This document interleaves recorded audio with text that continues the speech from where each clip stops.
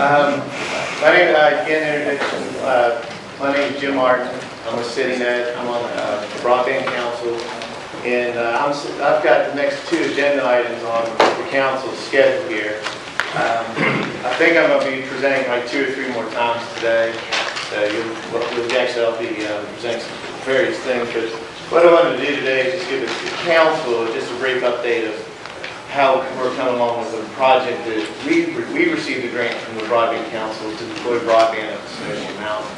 So being the fact that we're in the region, I thought it would be nice to give the council an update. But before I do that, this is the council's website that was mentioned earlier. So if anyone were outside of the room and were able to log in, they could actually click on this live broadcast and you can see a streaming video of this presentation or of this meeting today. There's then the one popular website that Tony had mentioned for speed tests is www.speedtests.net.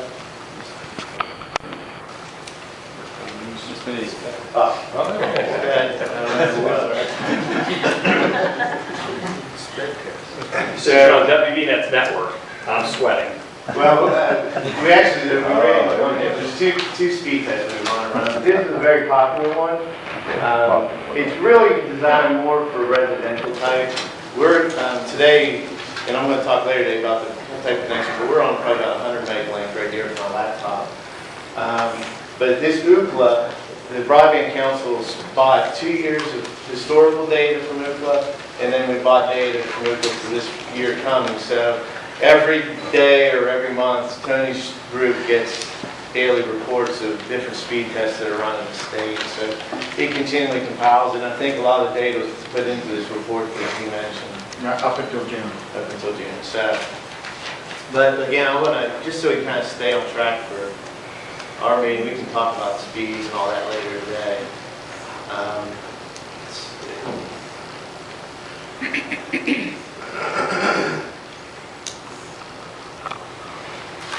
Okay. So anyhow, again, just want to give a report on the Snowshoe project. Real brief, current status, we have, right now we've got a really good partnership going on with Snowshoe. They've been really receptive to our bringing the broadband up the mountain. They've made a lot of their folks available, as well as some of their existing infrastructure. As we've been up on the mountain the past couple months, we've had an overwhelming amount of interest from folks about the product offering that we're going to have. One of the challenges that I'll talk about is we don't know exactly what the final speed offering is going to be, because we want to make sure that when we offer a product, if we say we're going to offer 25 meg, you're going to get 25. If we say it's 100, you're going to get 100. So one core challenge that, again, I'll talk about is the backbone connectivity in the region. One method that we're going to bring a big pipe into the area is we're going to utilize microwave technology, and it should be in place by November. When you deploy a microwave network, there's you've got to do some bonding with the FCC, you've got to do some spectrum searches, and then you've got to actually get up on towers and hang the equipment. And so right now it looks like we're probably shooting for November. In the short term, one thing that our group has done is we've worked pretty closely with Gail Gibbon and John Dunlop over at the Office of Technology. As part of the BTOP grant that the state of West Virginia received, they spent probably about $50 or $60 million to upgrade the state's microwave backbone that it uses predominantly for emergency services. But as part of the grant, they actually built on about a 300 meg data network on top of it. And it is up and running, but they really haven't sent a lot of data over it. And so we, CityNet, realizing we had a need to get the Snowshoe and there was a tower put up there, we had approached the Gail and John to see if there might be a way we could work out an arrangement where we could test it for them, give them feedback, as well as provide a little bit of relief to the Snowshoe folks. And so far, so good. They've provisioned us 100 meg off of their microwave network. We turned it up. I think, Frank, you guys had a GNCC race, and your folks, it's a motocross race at the Mountain Head, And for, 7 years you've had it up there or so? Yeah, I'm Frank Berry with Snowshoe Mountain, and I do want to thank the council for moving forward with this grant. It's been, since the day I arrived, this has been the biggest issue that I've heard from homeowners and guests alike, and I believe that it's a critical issue to Snowshoe's future. And to be quite honest, I think that this grant application is the reason we're all sitting in the room today, because this grant was brought to the Pocahontas County Commission. People were there, said we need to talk about broadband, and that led to this summit. This has been very exciting for me, and I think for a lot of people here who want access to broadband. But we did have our GNCC race, which is really the biggest event of our summer. It's not full occupancy, but this would be the first time that we exceeded 50 or 60% occupancy, and you could be on the Snowshoe Public Network, and we saw, we had people everywhere using their devices, I honestly don't have survey results in, but I fully expect to see a big difference in our survey results, because usually the #1 issue we see, is that lack of internet access. Yeah. Well, what was neat is the race was like 2 days before the race, and George at the press shop called and said, hey, these GNCC guys are here, and they understand or heard that there's some temporary internet on the mountain. What do you think about putting them on the state's backbone on their microwave? And we said, well, we haven't even turned it on ourselves, but we'll give it a shot. And so literally probably within half of a day's time work with Snowshoe, they were able to get a cable out, and GNCC put a couple of high-def cameras out on the course, and that was the first data that came across the state microwave network was this GNCC race that broadcast for 2 days. So it was really neat. GNCC said it was probably the best service that they had in all their races. Now granted, it was a clean, open 100 meg pipe with nobody on it, but it was kind of neat. They did. They said it was the best, and their plan for next year is actually to do live broadcasting on NBC for that race. It's incredible. So kudos to the state microwave network. We're going to be testing it through the end of the year. We're working with Snowshoe to get some more testers on it. If we can find others that might want to connect, the more the merrier, because we really want to hammer on it to try to give the state good feedback of how they can utilize that network to help deploy broadband into other rural areas of the state. That microwave network, they've got about 120 towers throughout the state of West Virginia. So each one of those towers has the ability to get some broadband into there and then broadcast from those towers to those folks that currently can't get access because of the location. We're going to start probably next month to start installing some fiber up on top of the mountain. We are using a little bit of snowshoes, but we'll bring our own in. And if you look at the rendering, there are some blue shirts. If that's sitting there, obviously they're with our team, but I had our folks, we were up here for a couple of days doing meeting some of our contractors, pulling some manholes, looking at different things. I told them, hey, we've got this conference, you guys want to come down kind of here firsthand, what the challenges are, come on down. So we've got a couple, about 5 or 6, 6 of them here. So, as we take breaks, if you all have any questions about the project, feel free to grab the salt or any of the other. And then right now, our offering that we're planning, because things are going so well, we're actually looking that we're going to deploy anywhere between 25 and 100 megs of internet to each unit, as well as the included phone line and TV. We've got a question mark there because we're in some discussions with the content provider, which we believe we may be able to bring a high-def video system up on top of the mountain. Nothing's final yet, but we feel pretty confident that we might be able to strike a deal there. What are the challenges we've had? The challenge is lack of middle mile, and that's one of the things we're going to talk about later today. It is what it is, but generally Frontier is the only provider in this region, and there's no open access to any of that infrastructure. So you've got, in order for us to get broadband here, we've got to figure out how to bring it on our own. One thing that we're trying to do is this facility was a beneficiary of the BTOP grant, in that there's about $8 million out of the $126 million that's allocated to Green Bank to provide them connectivity from here to Morgantown, because the large amounts of data they collect, and Mike will probably talk about it later, but they were driving disks back and forth from Morgantown or something, you will talk about it. But Green Bank, at the end of the day, has a 10 gigabit link from here to Morgantown. And that was funded with BTOP money. And one of the rules of BTOP is that any service you offer has to be on a non-discriminatory basis.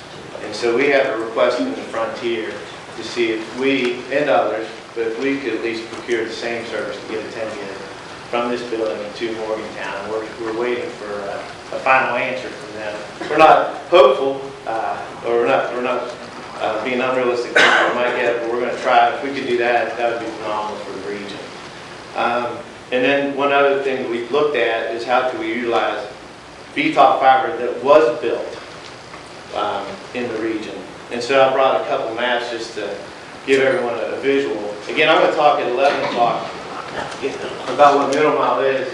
But this was taken off the state's website, and this is a representation of the BTOP fiber that was built. It was supposed to be a middle mile network. Middle mile, and again we'll talk at 11, but a middle mile network is kind of like their highway system. So this is what the state has today for open access fiber. As you can see, you can't really connect any of the dots together to build a highway. So that's the state of the whole. And then when we came and looked down at this region, is there anything we can do in the region to get connectivity? And what you'll notice is the lines in red, Mill Creek to Durbin, Green Bank to Cass, and the Snowshoe to Valley Head. That was built by Frontier utilizing BTOP money. The sections from Durbin to Green Bank, Cass to Snowshoe, Valley Head to Mill Creek, either Frontier already had fiber there or they built it using their own money. And what it did is it kind of left that asset unusable. And so we thought we might have a hope there to use it to maybe connect down to Cass and ultimately Green Bank to either get service from Spruce Knob, Seneca Rocks, or possibly from Green Bank. But this is a highlight of the fiber that exists in the area that is open access. We're looking at a couple ways of how we might be able to do something there. But anyhow, that's kind of the main challenge we had with Snowshoe, with our project. But the good news is the microwave should be up, should have connectivity by November, and then if we're successful with another provider, we might be able to get even more. But anyhow, that's just a general overview of the project. Well, it seems to me that Frontier is holding this up. In fact, I've had an engineer from Spruce Knob, Seneca Rocks, tell me directly that that is the problem. And you're having the same problem at Snowshoe with Frontier. Who do we complain to? How do we get this taken care of? Unfortunately, broadband is not regulated. Unlike our phone service, if you have a phone problem, you can contact the Public Service Commission. But broadband falls under the guidelines of the FCC, and there's really no mechanism to complain. In a perfect world, you have competition. You don't have to, one provider you go to the other. So that's one of the challenges in rural markets, not just in West Virginia, but in other parts of the country where it's rural, where you have one provider, you're kind of held hostage. And one of the goals of BTOP was to build middle mile infrastructure, build highways into those rural markets to open them up for competition to come in. You know, it is what it is. This is what we've got.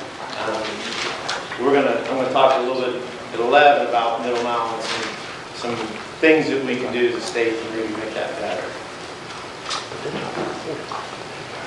I noticed on your map that there was just only one small green section designated as BTOP funded right around Durbin there. No, sorry about that. This, what is in red is BTOP fiber that was used for Green Bank's 10 gigabit circuit. Okay. That little green is BTOP fiber that probably went to a library or to a school. that was BTOP funded, but wasn't Green Bank related. So well, my question's still the same. You indicated that you didn't believe that you were going to be able to get open access to the BTOP funded projects, which, whatever they may be on these maps. Why is that your belief, since that was a requirement of the grant? We've been in negotiation about 3 years with Frontier. I think we'll, at the end of the day, that BTOP fiber will be available. I mean, the state is committed to it, Frontier is committed it would be available, but is it useful, right? So one thing that would be fantastic is we can connect all those together. And that's one of the things that probably goes into our next agenda that we might go talk about. So we'll stick on the snowshoe project for now. Any other questions with snowshoe? Jim, what does BTOP mean? It's the Broadband Technology Opportunities Program. What it was is it's the federal grant, broadband grant money that was part of the federal stimulus project. I think Congress has set aside about $7 billion for broadband infrastructure. $4 million of it was to go to middle mile, which is highways, and about $3-some billion was to go for last mile projects, meaning that connection that comes into your house. And so West Virginia received, they received the largest grant in the country of $126 million to build a middle mile network. And this is what we ended up constructing here.